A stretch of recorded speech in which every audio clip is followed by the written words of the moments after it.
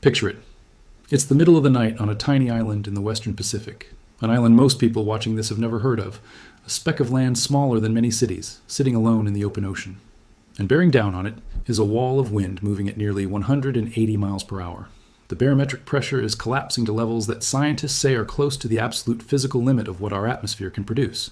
The eye of the storm, that eerie, calm center, is about to pass directly overhead, and around it is spinning one of the most powerful tropical cyclones anywhere on planet Earth this entire year. There is no evacuating an island like this. There's nowhere to run. You board up, you get low, and you pray the roof holds.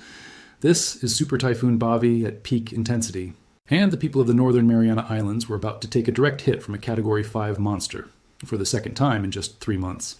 That's what we're breaking down today, not a distant statistic.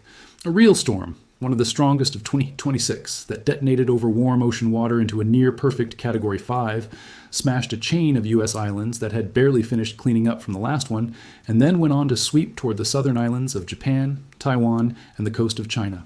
I'm going to walk you through exactly how it happened, why it got so strong so fast, who it hit hardest, and what it tells us about the season we're now living through.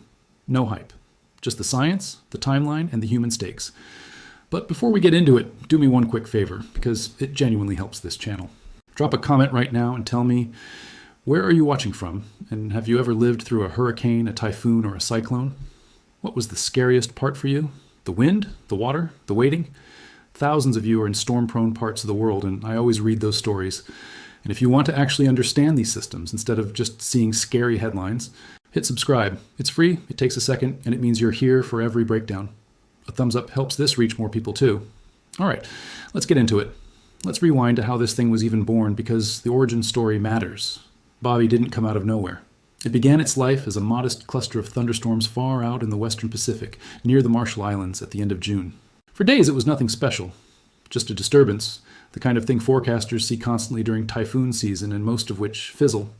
Then, right at the start of July, the Joint Typhoon Warning Center, the U.S. military's forecasting arm based in Hawaii, flagged it as a tropical depression. Shortly after, the Japan Meteorological Agency gave it a name, Bobby. In the Philippines, where it would later bring its own misery, it got a second name, Inde. Same storm, different labels, depending on which country's warning system you were listening to. And then it did something that always makes meteorologists sit up straight. It underwent what's called rapid intensification.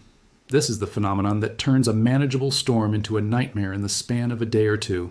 And it's exactly the thing forecasters fear most, because it gives people on the ground almost no time to prepare. Bobby went from a tropical storm to a typhoon, and then from a typhoon to a full-blown super typhoon in a stunningly short window. At one point, it strengthened from roughly 100 miles per hour to over 120 miles per hour in just 6 hours. That is the atmosphere slamming the accelerator to the floor. So why did it explode like that? Because the ocean handed it a perfect set of ingredients, and this is genuinely fascinating once you understand it. A tropical cyclone is basically a heat engine. It runs on warm ocean water. It sucks up that warmth and moisture and converts it into wind. And Bobby was moving over water that was around 84 to 86 degrees Fahrenheit, which is bathwater warm for the open ocean. But here's the part that really matters, the part a lot of people miss. It's not just about surface temperature, it's about how deep that warm water goes. If the warmth is only a thin surface layer, a strong storm churns up the cold water from below and essentially chokes off its own fuel supply. But Bobby was moving over water that was warm to great depth, a massive reservoir of heat energy stacked up beneath the surface. So no matter how hard it churned, it kept pulling up more fuel. On top of that, the winds high up in the atmosphere were calm and uniform, what forecasters call low wind shear. Wind shear is the enemy of hurricanes and typhoons. When the winds aloft are blowing hard in a different direction than the winds below, they rip the storm apart, tilting it and tearing off the top like the lid off a jar. But Bobby had almost none of that. Low shear, bathwater ocean, deep heat. It was like handing a fire an unlimited supply of dry timber on a windless day. The storm took every bit of it and grew into a beast, and it grew into a very particular kind of beast. When Bobby reached its peak, it slammed into the island of Rota, a small island in the Marianas chain, about 60 miles northeast of Guam, with sustained winds of around 180 miles per hour and a central pressure that dropped to roughly 910 millibars. Now let me give you the context that makes that number chilling. Scientists can actually calculate the theoretical maximum intensity a storm can reach, given the ocean and atmospheric conditions present at the time. For the conditions Bobby was in, that ceiling was somewhere around 200 miles per hour. Bobby got to about 180. In other words, this storm was running close to the absolute limit of what physics would allow it to become in that environment. It wasn't just strong. It was nearly as strong as a storm could possibly be right there, right then. That's what put it among the strongest tropical cyclones to strike a United States territory in recorded history. Now here is the part that turns a natural disaster into something that feels almost cruel. The northern Mariana Islands had already been hit. Just a few months earlier, back in April, another monster, Super Typhoon Sinlaku, had made landfall in the very same island chain, passing over Tinian and Saipan as the equivalent of a high-end Category 4. For a time, Sinlaku held the title of the strongest tropical cyclone to make landfall anywhere on the entire planet in 2026. These islands, home to you. Citizens had spent the spring digging out, repairing roofs, restoring power, stripping fallen trees, rebuilding. And before that recovery was anywhere near complete, Bobby came barreling in behind it, two violent top-tier typhoons hammering the same small, remote American community in the span of 3 months. Imagine finally patching your roof, finally getting the power back, and then watching the forecast cone light up all over again. When Bobby hit, the damage was real and immediate. Across the Marianas and Guam, at least 2 people were killed and more than 100 were injured. Numerous homes and buildings were damaged. Saipan International Airport, a critical lifeline for a remote island chain, the way supplies and rescuers get in and out, was among the structures hit. And the vegetation across parts of the islands was simply stripped, the way it always is after a top-tier storm. Trees snapped and defoliated. Hillsides that were green one day turned brown and bare the next, as if the color had been scoured off the land. When you see that stripped, skeletal look after a storm, that's the visual signature of Category 5 winds. That's what 180 miles per hour does to a landscape. Now, if Bobby had simply spun off into the empty ocean after that, it would still have been a major story. But it didn't. The same ridge of high pressure that had been steering it westward kept right on steering it, straight toward Asia. And this is where Japan enters the picture. As Bobby turned west-northwest, the Japan Meteorological Agency began warning that the storm was expected to approach the Sakishima Islands, the southernmost islands of Okinawa Prefecture, the far southwestern tip of Japan, sitting out near Taiwan. These are Japanese islands, home to communities that live directly in the firing line of the Western Pacific's worst storms. The forecast called for strong winds, heavy rain, and dangerously high waves as Bobby swept past. And here's a subtle thing about these storms that's genuinely important to understand. As a super typhoon like Bobby moves away from the tropics and toward places like Taiwan, Japan, and China, it usually weakens in terms of peak wind speed.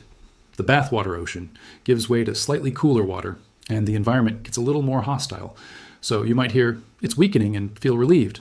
But weakening in wind speed does not mean weakening in danger, because at the same time it's losing some of its peak punch, a storm like this often expands dramatically in physical size. The wind field spreads out, the rain shield grows enormous. And a bigger storm, even a slightly weaker one, can actually threaten far more people because it pushes storm surge and torrential rain across a much wider stretch of coastline. So as Bobby bore down on the region, the threat wasn't a needle-sharp core of extreme wind anymore.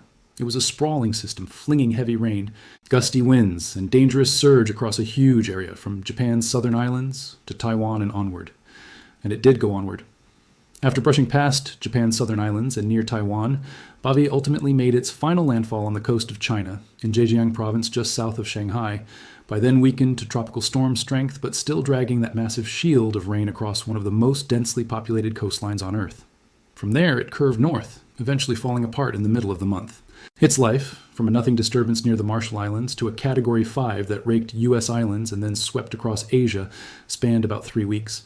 But I don't want to leave out the human cost in the Philippines, because that's where some of the deadliest impacts actually landed, and it's a part of the story that got less international attention than it should have. Even without a direct landfall there, Bobby, known to Filipinos as Inday, pulled enormous amounts of moisture over the islands, and the heavy rains it triggered set off landslides. Are one of the quietest and most lethal hazards of any tropical system, especially in mountainous terrain, because they can bury homes and roads in seconds with almost no warning. Across the Philippines, those rains and landslides killed more than 20 people, with over a dozen more reported missing. That's the thing about these massive storms. You don't have to be in the eye to be in mortal danger. Sometimes the deadliest impact is the rain hundreds of miles from the center. So let me pull back and put Bobby into the bigger picture, because it is absolutely not happening in isolation, and this is the part that should have your attention going forward. Bavi was, by the count of the season, the 9th named storm and the 2nd super typhoon of the 2026 Western Pacific typhoon season. And remember, Sinlaku had already smashed the Marianas back in April, and there were others in between. By early summer, the Western Pacific was already running well ahead of its normal pace. Storms were forming faster and stronger than an average year, and forecasters have a strong suspicion about why. That reason is a name you may have heard a lot lately, El Niño.